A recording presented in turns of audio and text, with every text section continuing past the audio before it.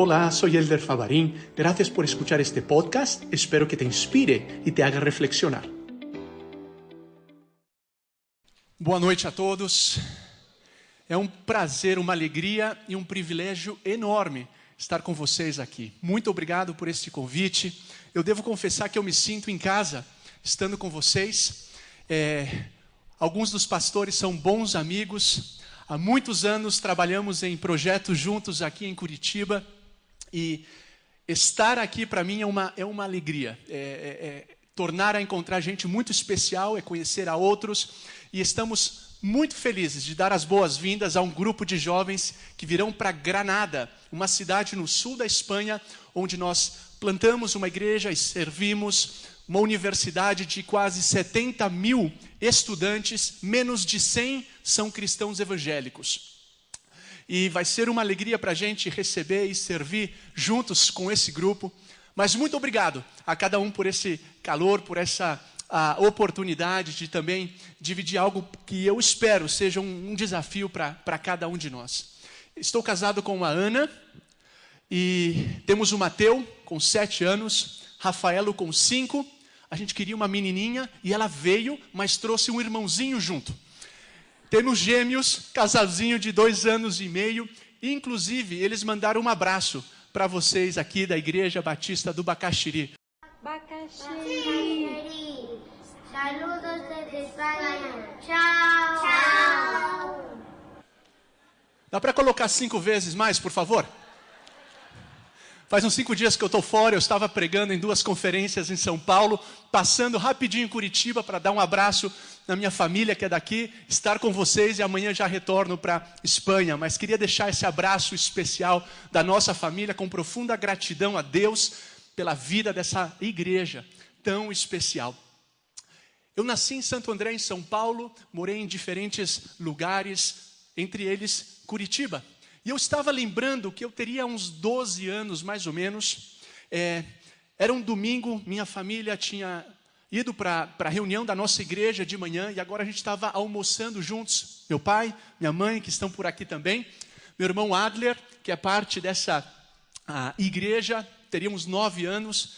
E nosso irmão Wendel, que está por aqui, mais novinho, teríamos 3 ou 4 anos. Estávamos acabando de almoçar. Nosso irmão, o menor, o Wendel, tinha saído já para brincar com um amiguinho do condomínio. Quando de repente nós escutamos ele gritar: socorro, ajuda! Naturalmente nós terminamos de almoçar.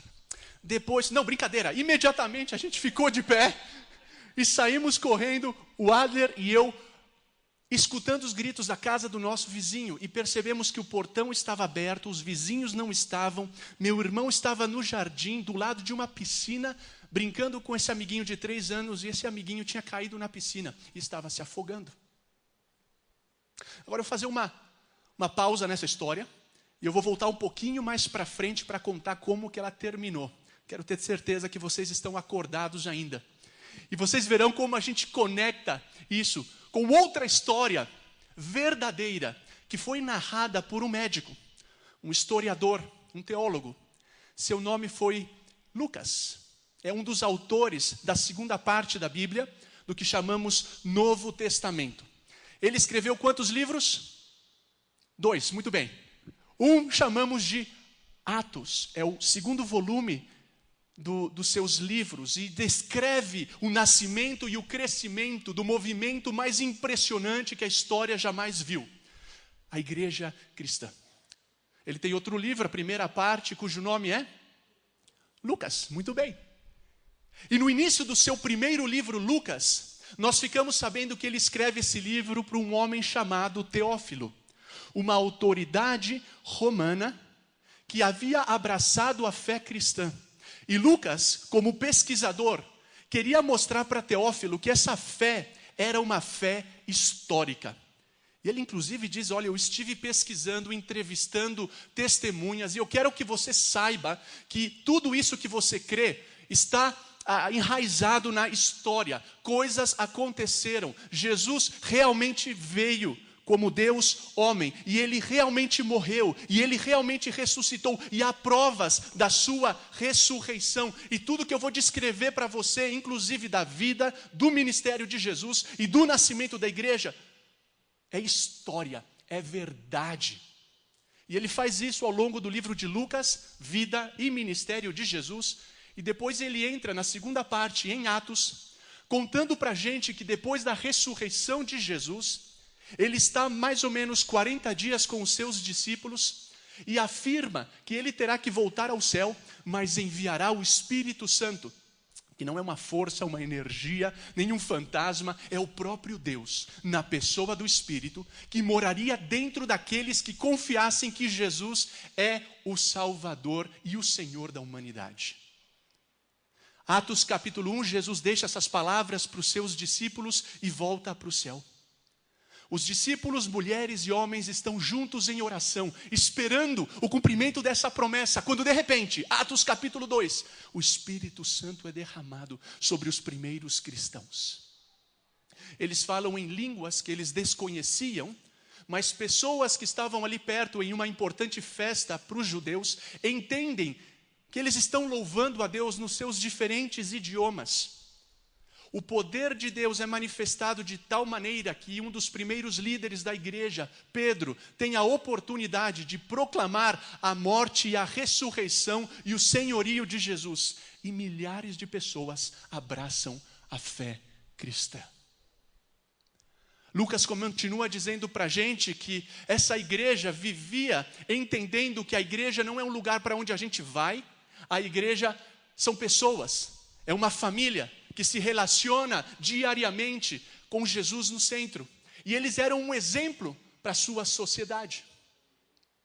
E de tal maneira nós avançamos para o capítulo 3, onde Lucas agora nos descreve de uma maneira muito particular, mas super interessante, como esses primeiros discípulos estão convencidos que o Mestre, o Senhor, viveu uma missão de transformação neste mundo, e agora envia eles, como discípulos, como igreja, a cooperarem na sua missão, na sua sociedade. Eles estão convencidos de que Deus está estendendo o seu reino na cidade onde eles moravam, nos países, diferentes países do mundo, e agora eles estão imitando a Jesus, e sendo o corpo de Jesus, as mãos de Jesus, os pés de Jesus, a boca de Jesus. E em Atos capítulo 3 nós encontramos a Pedro e a João, vivendo essa realidade. E é nesse texto onde eu gostaria de acampar com vocês nas próximas 2 horas que me deram. Um pouquinho menos. Pode ser? Mesmo que você dissesse que não é o que eu planejei. Então vamos lá, em Atos capítulo 3. Eu gostaria de ler esse texto com você, dentro desse contexto que eu brevemente descrevi, especialmente se você está visitando, talvez esteja explorando a fé, está fazendo algumas perguntas, pode ser inclusive que seja a primeira vez que você está ouvindo algo a partir da Bíblia. Eu quero me esforçar, apesar do meu sotaque engraçado, tentar comunicar isto da maneira mais clara possível, e eu peço inclusive desculpas que às vezes escorrega alguma coisa errada no português, mas faz muitos anos que eu moro na Europa, e às vezes quando eu venho, o cérebro ainda não está tão acostumado, mesmo que a gente fala português dentro de casa. Mas quero ler com você Atos capítulo 3, essa descrição de Lucas, de um episódio muito interessante, e logo mais quero conectá-lo com a sua vida e com a minha. Atos capítulo 3. Certo dia, Pedro e... aqueles que estão acordados comigo, por gentileza. Certo dia, Pedro e João estavam subindo ao templo na hora da oração, às 3 da tarde. E começa a imaginar essa cena. Estava sendo levado para a porta do templo chamada Formosa, um aleijado de nascença, que ali era colocado todos os dias para pedir esmolas aos que entravam no templo. Vendo que Pedro e João iam entrar no pátio do templo, pediu-lhes esmola. Pedro e João olharam bem para ele. E então Pedro disse: olhe para nós. O homem olhou para eles com atenção, esperando receber deles alguma coisa. Disse Pedro: não tenho prata nem ouro, mas o que tenho, isto lhe dou. Em nome de Jesus Cristo, o Nazareno, ande. Segurando-o pela mão direita, ajudou-o a levantar-se. E imediatamente os pés e os tornozelos do homem ficaram firmes. E de um salto pôs-se em pé e começou a andar. Depois entrou com eles no pátio do templo, andando, saltando e louvando a Deus. Quando todo o povo o viu andando e louvando a Deus, reconheceu que era ele, o mesmo homem que costumava mendigar, sentado à porta do templo, chamada Formosa. Todos ficaram perplexos e muito admirados com o que lhe tinha acontecido. Gostaria de destacar os 3 principais personagens desta história. E de que forma isto conecta com um desafio de Deus para a sua vida e para a minha. E para nós, como família, como igreja também. Em primeiro lugar, temos um homem paralítico. Por favor, me ajudem. O que nós sabemos sobre este homem, de acordo com essa descrição de Lucas? Era paralítico desde que ele nasceu. Quantos anos esse homem tinha? Nós ficamos sabendo em Atos 4 que mais de 40 anos. Aonde colocavam esse homem? À porta do templo. Isso aqui é bem importante, por favor, preste atenção. Jerusalém era a capital de Israel, do país. E o coração de Jerusalém, o coração daquela nação, era o templo de Jerusalém. Era uma construção enorme. E tinha uma das portas, chamada Formosa, onde esse homem diariamente era colocado. No centro dessa nação, centro religioso, centro econômico, centro político, esse era o templo. Mas por que ponham esse homem na porta e não dentro do templo? Porque naquele contexto, naquela cultura, um homem com uma deficiência física como a dele era considerado impuro, menos humano. Ele não podia nunca entrar no templo. E, portanto, eu não sei se você concordaria comigo quando eu afirmo que este homem paralítico, nosso primeiro personagem, era um homem com profundas necessidades. Não é verdade? Uma necessidade física muito clara, ele não podia andar desde que nasceu e agora com mais de 40 anos. Mas era também um homem com profundas necessidades emocionais, psicológicas, sociais. Ele era marginalizado da sociedade. Você pode imaginar o que ele sentia diariamente, vendo amigos, família, pessoas do seu país entrando e saindo do templo, mas ele não podia entrar, porque você é impuro. Não podia ter um trabalho normal, nem estudos normais, nem viver uma vida normal. Mas eu afirmaria que também era um homem com profundas necessidades espirituais. Lucas faz algo muito interessante. Ele mostra para a gente como esse homem estava dando as costas para o templo. E na cosmovisão dos judeus, no entendimento dos judeus, o templo era o lugar onde a presença de Deus habitava. E portanto o que ele está nos dizendo é: esse homem tinha as costas dadas para Deus. E até este momento ele ainda não havia conhecido a Jesus pessoalmente. Portanto, um homem com necessidades físicas, emocionais e espirituais. Não sei se você concorda comigo quando eu digo o seguinte: eu acho que este homem é uma boa representação da nossa sociedade. É uma boa representação de muitos dos nossos dias.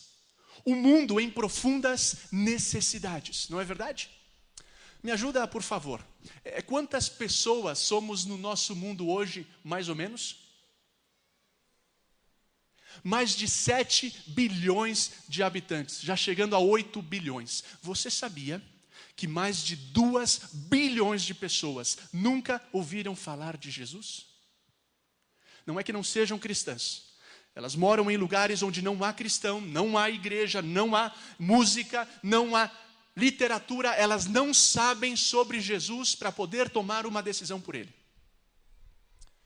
Você sabia que há milhares de línguas nas quais a Bíblia ainda não foi traduzida? Você sabia que cada dia 20.000 pessoas morrem de fome? 10.000 são crianças, cada dia. 1 de cada 7 pessoas no mundo não tem acesso à água potável. De acordo com a Organização Mundial da Saúde, cada 40 segundos, uma pessoa se suicida do nosso mundo.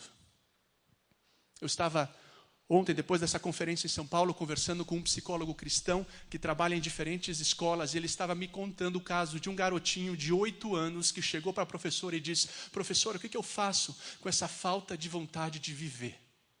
8 anos. Você sabia que nunca tivemos tantos escravos no mundo como nos nossos dias? Quase 40 milhões de seres humanos são escravos, vítimas do tráfico de seres humanos. O tráfico de seres humanos é o comércio injusto que mais cresce no nosso mundo. Não sei se você sabia, mas a Europa hoje é o continente onde a igreja menos cresce no mundo. Há mais ou menos 20 países europeus com menos de 1% de evangélicos. Entre eles, a Espanha. A igreja está crescendo 30, 40, 50 vezes mais na América, na Ásia, na África. Ela cresce mais rapidamente do que qualquer outro momento da história, porém na Europa.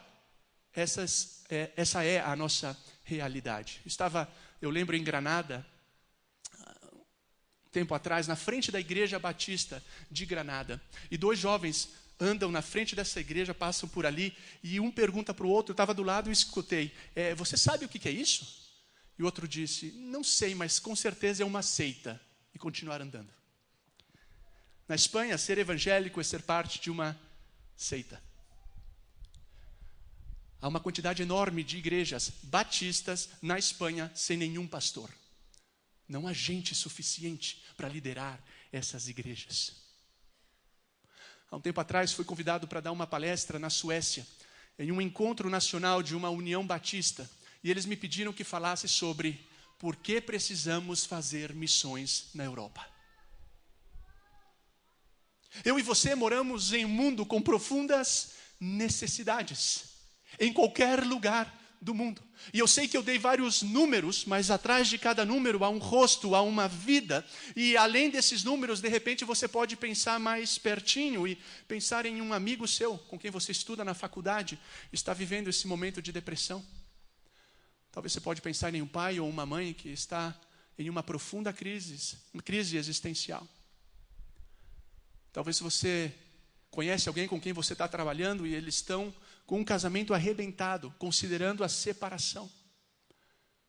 Talvez o seu próprio irmão está lutando com a pornografia e ele não sabe como sair desse vício.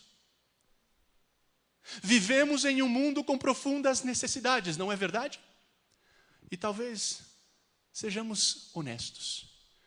Talvez algum de nós aqui essa noite nos identifiquemos com esse homem paralítico, dizendo: Elder, eu mesmo preciso de um toque de Deus na minha vida, porque sinceramente eu me sinto paralisado. Eu sinto que eu não estou vivendo tudo aquilo para o qual eu fui criado para viver. As minhas costas e não o meu rosto estão olhando para Deus. Ou eu estive perto um dia, mas por diferentes circunstâncias da vida, a verdade é eu estou distante. Eu estou lutando com essa crise de fé, ou eu perdi alguém que eu amo muito e eu tenho dificuldade de confiar de novo e aceitar esse amor de Deus. Eu me sinto sinceramente como esse homem paralítico. Vamos avançar um pouco e deixa eu destacar agora nosso segundo personagem da história. Vocês estão comigo ainda? Lá atrás? É impressionante que certo dia, Pedro e João, 2 jovens líderes, discípulos de Jesus, estão indo para o templo às 3 da tarde.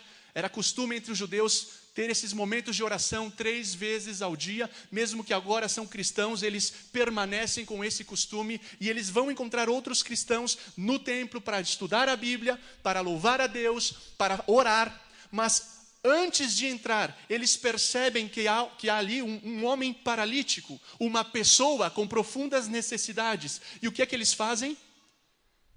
Em vez de entrar no templo, eles param. E eles olham no olho desse homem. E eles dizem algo muito interessante. Nós não temos dinheiro para te ajudar.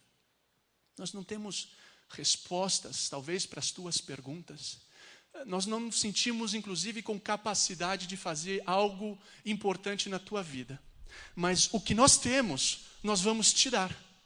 E em nome de Jesus, e Pedro então pega na mão daquele homem, em nome de Jesus, olhando no seu olho, diz, em nome de Jesus, o Nazareno. Por que o Nazareno? Porque Jesus era de Nazaré. Em nome de Jesus, o Nazareno, levanta-te e anda. Imagina estar observando esse momento, uma energia que esse homem nunca sentiu, uma força que ele nunca sentiu, tomou seus tornozelos, subiu pelo joelho, toda a perna, e pela primeira vez na vida, esse homem fica de pé, e não apenas isso, Lucas diz, ele deu um salto, e não apenas isso, Lucas diz, ele dá um giro de 180 graus, e não só isso, ele pela primeira vez na vida, entra no templo, como? Saltando, dançando, louvando ao Deus que o curou como? Fisicamente, emocionalmente, psicologicamente e espiritualmente. Veja que a cura é integral, porque ali havia necessidades integrais. O homem é curado fisicamente, ele pode andar. Esse homem é curado emocionalmente e socialmente, porque agora ele já não é impuro. Ele pode entrar no templo, ele pode ter um trabalho, ele pode estudar, ele pode estar outra vez na sociedade. E ele é curado espiritualmente, porque ele sabe quem é o Criador agora, e que tem o poder para curá-lo, Jesus. E começa a louvar esse Deus dentro do templo. Uau! Mas deixa eu fazer uma pergunta para você. Quem é que transformou radicalmente e eternamente a vida daquele homem? Jesus, através de Pedro e João. E, gente, essa história nos lembra que há poder no nome de Jesus. Não importa a necessidade que a gente encontre em Curitiba, ou na sociedade brasileira, ou na Europa, ou em qualquer lugar do mundo.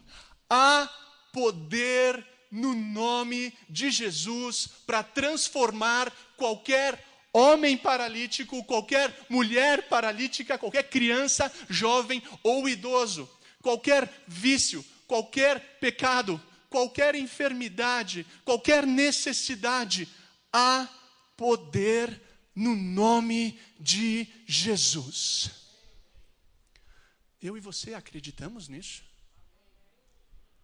A pergunta não é se você sabe disso. A pergunta é se nós confiamos e depositamos a nossa confiança no poder de Jesus, ao ponto de pensar, Jesus pode transformar sim, aquele amigo com quem eu trabalho, meus colegas lá do escritório, meu professor universitário, a minha tia, o meu filho, aquele parente, qualquer pessoa em qualquer lugar do mundo. A gente acredita nisso realmente? Essa história nos lembra que Jesus continua como ele afirmou, tendo todo o poder, pois ele disse, todo o poder me foi dado nos céus e na terra. E ele nos lembra que Deus não cabe nas nossas caixas, Deus não cabe nas nossas equações, Deus não cabe nas nossas canções, Deus não cabe nas nossas ideologias, Deus não cabe nas nossas filosofias, Deus não cabe nas nossas teologias, Deus não cabe nas nossas igrejas, porque Deus é Deus. Desde sempre e para sempre, Ele é Deus. E todo o poder é seu. Eu me lembro que, alguns anos depois de estarmos casados, eu e a Ana decidimos engravidar. E Deus nos deu o presente de ficar grávidos do nosso primeiro filho ou filha. Nós não sabíamos. Estávamos em Granada, já no sul da Espanha. Mas a Ana teria umas 5 ou 6 semanas de gravidez, quando ela começou a sangrar bastante. Saímos correndo para o hospital e tiveram que internar a Ana com uma ameaça de aborto.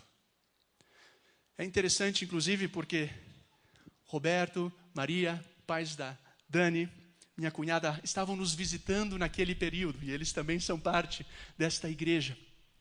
E os médicos disseram o seguinte: é muito provável que a Ana vá perder o bebê, o filhinho ou a filhinha. E vocês então têm que estar observando, porque em qualquer momento ele vai sair. São só 5 ou 6 semanas. E a gente também não tem certeza se ainda continua vivo. E como ainda não tem batimento no coração, faremos o seguinte: vamos fazer alguns exames de sangue hoje e outros amanhã. Vamos comparar o crescimento hormonal específico que em uma mulher grávida cresce rapidamente. E se percebermos que há um crescimento entre hoje e amanhã, é porque há vida. Se não há crescimento, é porque não há vida. E faremos um procedimento, uma operação para a limpeza de tudo. Era um sábado, eu ainda me lembro, fizeram esses exames e os resultados foram de 2 ou 3 dias.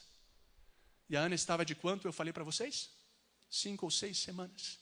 Entendemos, portanto, apesar de tantas orações, que Deus havia levado o nosso filho ou a nossa filha. Trouxeram os papéis para que a Ana assinasse a operação, e a gente estava esperando aquele sábado que o médico viesse levá-la, e não vieram. Domingo de manhã veio uma enfermeira, tirou sangue de novo, e a gente na expectativa que levassem a Ana para a operação. Meio-dia daquele domingo, nunca me esqueço, o médico entra no quarto, e eu pensei, agora sim ele vai levar a Ana. E ele vem com os resultados do domingo e diz, não sei o que aconteceu, mas os resultados de hoje são de 5 ou 6 semanas. Ontem, 2 ou 3 dias, hoje 5 ou 6 semanas. Não podemos fazer nada, pode haver vida. Mandaram a Ana para casa, repouso absoluto, foi uma prova porque eu tive que ir para a cozinha. Não tem nada a ver com homem ou mulher, mas realmente não é o meu dom. Estar na cozinha comendo sim, mas preparando não tanto. Graças a Deus pela ajuda que tivemos. Passou todo aquele momento, aqueles meses difíceis e finalmente nasceu o nosso filho Mateu, que quer dizer presente de Deus. O poder de Jesus atuou e trouxe vida onde não havia vida. Mas antes de sair de Curitiba, eu e a Ana estávamos nos preparando para ir para a Inglaterra, onde eu ia fazer um mestrado e nós iríamos trabalhar em uma igreja batista britânica. E antes, inclusive, do nosso casamento, nós descobrimos que o meu sogro, o pai da Ana, o Levir, estava com leucemia. Minha sogra está por aqui, muito feliz também, meus pais, a família com a gente, aproveitando o máximo. E 3 anos nós estivemos lutando com aquela leucemia. Muita gente, inclusive alguns de vocês aqui, estiveram orando com a gente. E nós esperávamos ver o poder de Jesus atuando para curá-lo. Mas em abril de 2007, Deus levou o Levir. E um mês depois nós saímos para a Inglaterra. E nós não vimos o poder de Jesus curando o Levir. Pouco mais para frente, eu estava acabando o mestrado na Inglaterra, a gente passou 4 meses terminando pesquisas na Escócia e descobrimos que eu tinha um câncer. Foi um susto enorme. Eu pensava, será que outra vez a minha esposa vai passar por isso? Eu não tenho nem 30 anos e como é que vai ser o nosso futuro? Pela graça de Deus, o câncer estava controlado, tive uma operação, uma dose de quimioterapia e Deus usou a medicina para me curar. Já passaram quase 10 anos e graças a Deus nunca mais ouvi nada. Eu sei que eu poderia passar o microfone aqui para vocês e cada um poderia compartilhar as suas histórias. E a gente ouviria histórias do poder de Jesus, mas a gente ouviria histórias, vamos abrir o coração, de momentos onde a gente não viu o poder de Jesus. Porque, gente, eu quero lembrar algo a partir desta história. E eu preciso da sua atenção, porque aqui nós navegamos intenção. Esta história nos mostra que Jesus é poderoso para restaurar integralmente a vida daquele homem. Não é verdade? Mas, por favor, pense comigo. Quantos anos tinha esse homem? Mais de 40. Fazia quanto tempo que Jesus havia desenvolvido o seu ministério pregando naqueles mesmos lugares? Meses antes deste acontecimento. E os biógrafos de Jesus, temos 4 na Bíblia, Mateus, Marcos, Lucas e João. Mateus tem um nome mais bonito, mas não vamos entrar no mérito. Nos dizem que Jesus muitas vezes foi no templo. Acho que você sabe onde eu estou indo. Se aquele homem tinha mais de 40 anos, todos os dias era colocado na porta do templo, e Jesus ia para o templo, pregava por ali. Quantas vezes Jesus não passou por aquele homem paralítico? Muitas vezes. E a pergunta é, por que Jesus não curou aquele homem?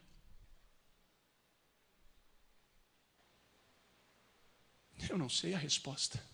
Pastor Rômulo, pode dar a resposta para a gente? Nós não sabemos, gente. O que nós sabemos é que Deus não apenas é poderoso, mas Ele também é soberano.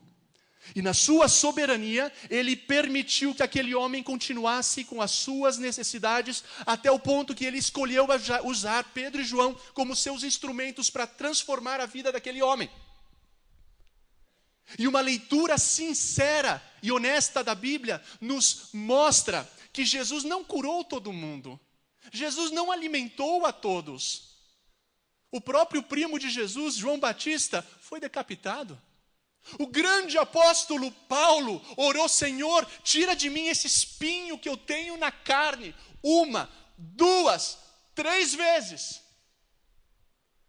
Não sabemos o que era espinho na carne. Alguns estudiosos da Bíblia afirmam que era a sogra. Mas creio que não é verdade. Tenho que cuidado ao dizer estas coisas, porque a minha está aqui presente. Fico muito feliz de tê-la do outro lado do oceano. Mas brincadeira, tê-la tão perto da gente. Mas falando sério, ele ora 1, 2, 3. Quero ver o teu poder, Deus. Tira esse espinho da carne. E a resposta de Deus para Paulo é: a minha graça te basta. Eu não vou curar você. Mas eu vou ensinar coisas no teu sofrimento que você não aprenderia na tua saúde. E uma e outra vez a Bíblia nos ensina que Deus tem poder, mas Deus tem soberania. E que o próprio Jesus afirmou: vocês neste mundo terão aflições.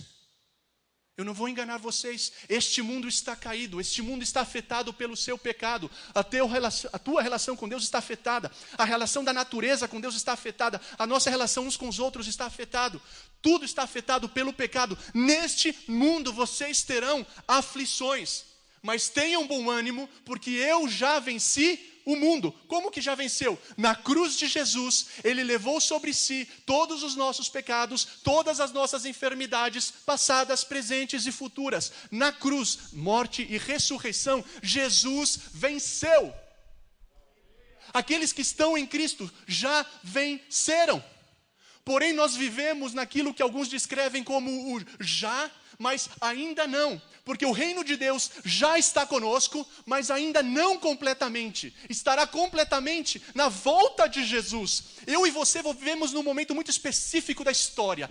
Cruz de Jesus e o retorno de Jesus.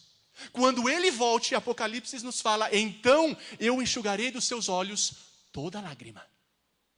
Então, não é agora, é então. Porque neste mundo vocês terão aflições. Neste mundo o câncer vai chegar. Neste mundo o desemprego vai ser uma realidade para alguns.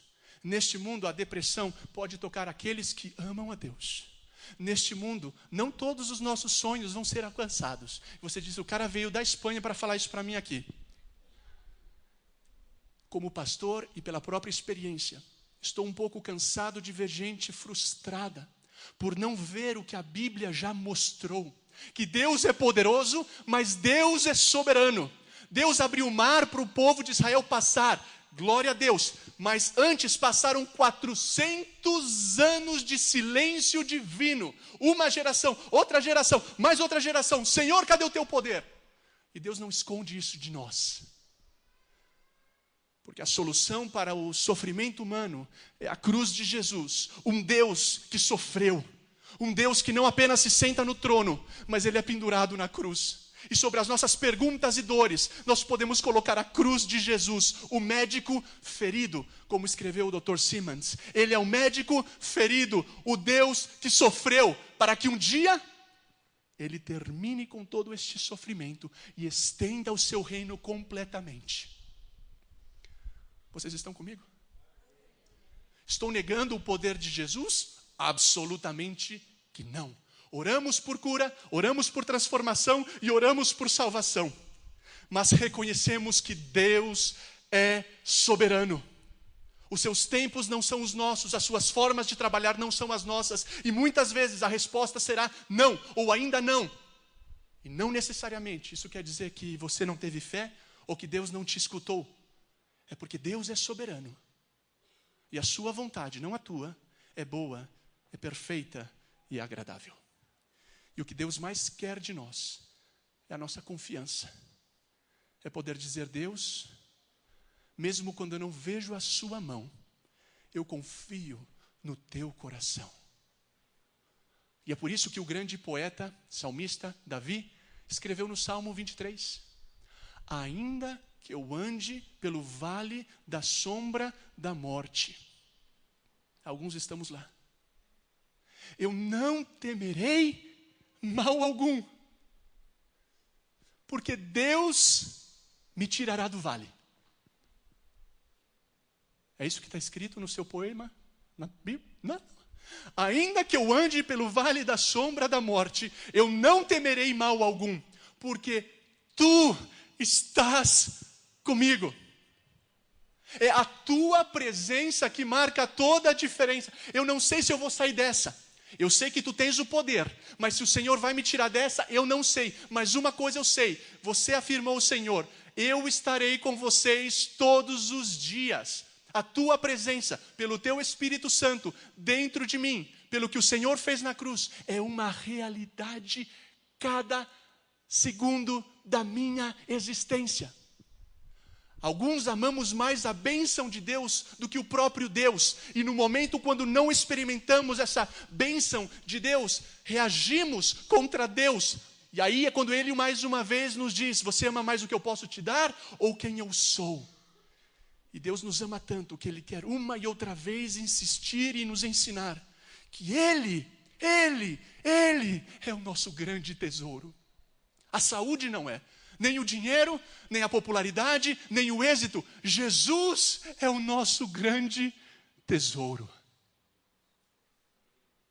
Podemos afirmar isso com convicção? Finalmente, para terminar, quero destacar os últimos personagens desta história. 2 jovens discípulos de Jesus.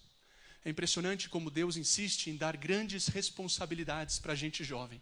Foi o caso dos discípulos. Pedro e João, entrando no templo para orar, para fazer algo maravilhoso. Vem um homem em necessidade. E, gente, o que eles fazem? Eles entram no templo, porque o louvor já tinha começado, né? E algo muito especial acontece. Eles estão andando, porque Jesus diz, ide por todo o mundo, pregando o evangelho a todos. Mas quando eles veem um homem em necessidade, imagina aquele momento, eles param. Eles freiam. Eles param as outras coisas que eles tinham que fazer. Eles deixam de olhar para o seu compromisso, para a sua agenda, para a sua pressa, para a sua vida, para o seu ministério, e eles olham para um homem em necessidade. E dizem, nós não podemos continuar, porque há alguém que precisa do que nós temos. Teríamos essa história se Pedro e João não houvessem parado? A vida daquele homem teria sido transformada radicalmente se eles não tivessem parado? Porque Deus, de maneira maravilhosa e misteriosa, escolheu usar você e eu como seus instrumentos de transformação no nosso mundo. Porque Deus, no seu mistério e na sua graça, chama você que tem 12 anos, você que tem 50 anos, você que é pastor e você que é engenheiro, você que é mãe solteira, você que é avô, todos nós, Ele nos chama a sermos parte da sua missão. E Pedro e João entendem que agora são mãos de Jesus, boca de Jesus, pés de Jesus. E eles nadam contra a corrente, contra aquela inclinação natural e cultural de olhar para o meu umbigo como eu estou no centro. São as minhas atividades, a minha família, o meu namoro, o meu dinheiro, o meu investimento, as minhas coisas, e eu não tenho tempo, por isso que eu estou entrando e eu estou saindo. São os meus estudos de doutorado, é a minha igreja, é a minha esposa, são os meus filhos, e eu entro e saio, e de repente, eu não estou percebendo que Deus está falando comigo. Helder, para! E olha no olho dos homens e das mulheres paralíticos da tua vida e de outros lugares do mundo que precisam daquilo que você tem. E eu quero te usar de uma maneira extraordinária e quero fluir o meu poder através da tua vida. Mas você não para dar aquilo que você já recebeu.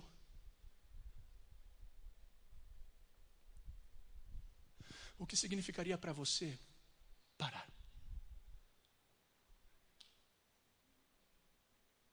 Paramos quando oramos por aqueles que têm necessidade, com quem a gente trabalha, familiares, povos não alcançados, políticos, professores, meninos de rua. Oramos e assim nós paramos. Mas a gente para também quando a gente dá dos nossos recursos para atender a necessidade de outros através de projetos sociais e missionários. A gente para também quando nós damos o nosso tempo para conversar, para se relacionar, para olhar no olho daquele que precisa da nossa ajuda e do amor de Jesus. Nós paramos quando nós gastamos tempo com aquele amigo com quem a gente trabalha, que está vivendo uma situação super complicada, familiar, e a gente diz para ele: vamos tomar um café e eu quero te ajudar. A gente para quando diz: olha, eu poderia gastar isso e aquilo, mas em vez de gastar aquilo, eu vou usar esse dinheiro para apoiar pessoas que estão com fome, que não têm educação, ou aqueles missionários que estão levando a palavra em lugares que eu não posso ir. A gente para quando a gente usa as nossas redes sociais para mobilizar pessoas e criar consciência na nossa sociedade. A gente para de diferentes maneiras. A gente para no escritório onde a gente trabalha, a gente para na padaria onde a gente vai, a gente para no ônibus, a gente para no dia a dia, a gente para com as orações, a gente para com as contas bancárias. Eu estou sendo claro no que eu quero dizer? Parar é nadar contra a corrente, é vencer um egoísmo natural e é reconhecer que Deus fez a mesma coisa comigo. Deus fez uma parada cósmica e Ele se fez homem e Ele veio até mim, o primeiro e mais necessitado homem paralítico. E Ele me tocou, e Ele me libertou, e Ele me restaurou, e Ele me deu significado, e Ele me deu propósito, numa cultura que está gritando por sentido e por propósito. Estava hoje voando de Guarulhos para Curitiba e eu parei na livraria para dar uma olhada em quais são os livros que mais estão sendo vendidos no Brasil. É muito interessante que vários deles falam sobre propósito. Tem um novo da Gisele Bündchen, vários outros falando sobre significado, propósito na vida. Por uma sociedade que talvez tem mais e mais, muitos, mas o significado e o propósito não é encontrado. Como descreveria Søren Kierkegaard, um conhecido filósofo europeu, há um vazio, um desespero humano que nos deixa paralítico. E quando Pedro e João reconhecem essa realidade, o que eles fazem é: temos que parar. Porque o que este mundo precisa é aquilo que nós já temos: Jesus. A questão, porém, é se a gente vai parar ou a gente não vai parar. A gente para juntos de domingo, é verdade, mas a gente para segunda-feira, e a gente para terça, e a gente para quarta, e a gente para todos os dias. Porque ir é também parar. Ir é também parar. E nós reconhecemos que Deus ama esta humanidade. E Ele nos envia a todos em sua missão. Você e eu. A questão é se a gente vai continuar entrando e saindo, ou vamos parar e experimentar o poder de Jesus ao dizer a outros: em nome de Jesus, viva e experimente essa transformação, levando a palavra de Jesus, o amor de Jesus, o abraço de Jesus, o pão de Jesus, a água de Jesus, a liberdade de Jesus, a esperança de Jesus, o propósito de Jesus, lá onde você trabalha, lá onde você joga futebol, lá com a sua família e aqui entre nós. Queria colocar uma música para vocês antes de nós orarmos, escrita por um holandês. É uma das minhas músicas prediletas, que me lembra esse amor de Deus pelas mulheres e homens paralíticos do nosso mundo. Vamos colocá-la, por gentileza? Está em inglês essa música, mas gostaria de traduzi-la ao português enquanto vocês ouvem. Deus da lua e das estrelas. Talvez você queira fechar os olhos e absorver essa letra deste poeta holandês.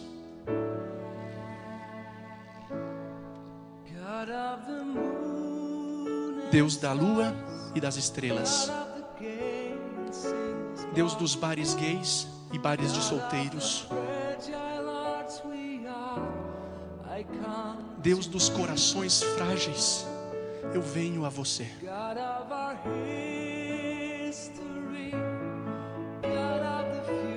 Deus da nossa história, Deus do futuro que será.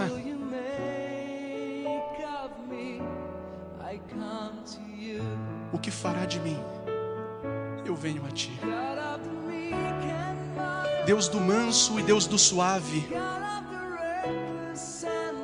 Deus do imprudente, Deus do salvagem, Deus do inconformado, eu venho a ti. Deus da nossa vida, Deus da nossa morte, Deus dos nossos segredos não confessados, Deus de cada uma das nossas respirações, eu venho a ti. Deus dos ricos, Deus dos pobres, Deus da princesa, Deus da prostituta, Deus da porta sempre aberta, eu venho a ti. Deus da criança que ainda não nasceu, Deus do puro e Deus do imaculado, Deus do cafetão e Deus do pedófilo, eu venho a ti. Deus da guerra, Deus da paz, Deus do viciado, Deus do sacerdote, Deus do maior e Deus do menor, eu venho a ti. Deus dos refugiados, Deus do prisioneiro e Deus do livre,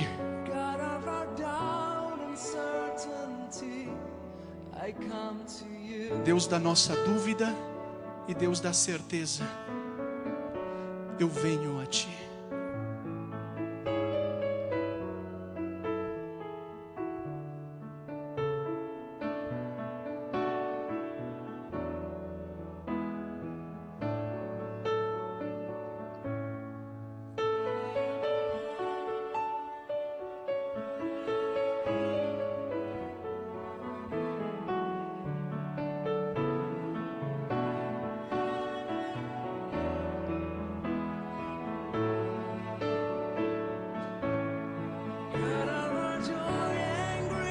Deus da nossa alegria e do nosso choro, Deus do advogado e Deus do ladrão, Deus da nossa fé e Deus da nossa incredulidade, eu venho a Ti. Deus das feridas que carregamos, Deus dos sonhos mais profundos que compartilhamos, Deus da nossa oração silenciosa, eu venho a Ti. Deus de um mundo que está perdido,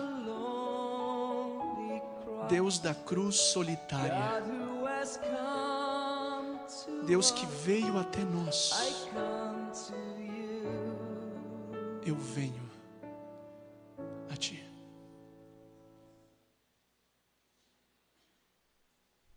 Quero te convidar a continuar conversando e falando com Deus.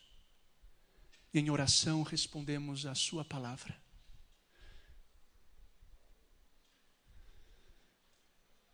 Talvez alguns nos identificamos com esse homem paralítico e este é o momento para você dizer: Senhor, me toca, me perdoa.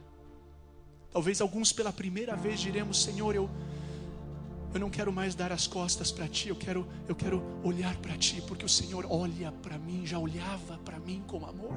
Perdoa os meus pecados e eu confio que o Senhor morreu na cruz e ressuscitou no meu lugar, está vivo reinando. Eu me entrego a Ti. Talvez alguns estamos longe e este é o momento de voltar a casa, ao abraço do Pai, à intimidade.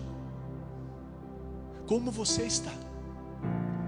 Com qualquer vício, erro, frustração, medo, trauma, venha, porque Jesus já está aí, abraçando, curando, perdoando, restaurando. Talvez outros como eu queremos dizer: Deus, me perdoa o egoísmo. A verdade é que eu estou correndo na vida só pensando em mim e nos meus. Eu me deixei influenciar por uma ideologia predominante nos nossos dias que afirma que eu sou o mais importante na vida. E eu esqueci que amar a Ti e depois amar ao meu próximo é o que o Senhor me disse que seriam os grandes mandamentos. Eu te peço que o Senhor me transforme, mude o meu coração e me envie como o Senhor enviou a Pedro e a João, numa missão diária, onde quer que eu esteja, para ser um instrumento na Tua mão e experimentar o Teu poder, transformando minhas amigas, meus amigos, meus parentes, pessoas que eu não conheço, no Brasil e em outros lugares do mundo. Aqui eu estou, Senhor, me envia com Teu poder. Eu tenho só 15 anos, eu não sei, eu tenho 85 anos, Senhor, e parece que eu já estava aposentando a missão, mas hoje eu escuto mais uma vez o Senhor dizer que quer me usar, mas não vai me obrigar, me convidará a parar e a dar daquilo que eu já tenho. Jesus, dar daquilo que eu já recebi. Jesus, levar por todo mundo aquele que pode transformar qualquer mulher e homem paralítico na sua integralidade. Jesus, tocando cada esfera da sociedade, vidas, artes, esportes, negócios, empresas, qualquer área, queremos estar aí como instrumentos nas Tuas mãos, parando e dando. Jesus, confiando no Seu poder e na Sua soberania e vendo como Jesus continua em Curitiba e por todo o mundo, transformando, salvando para a Sua glória e para a extensão do Seu reino.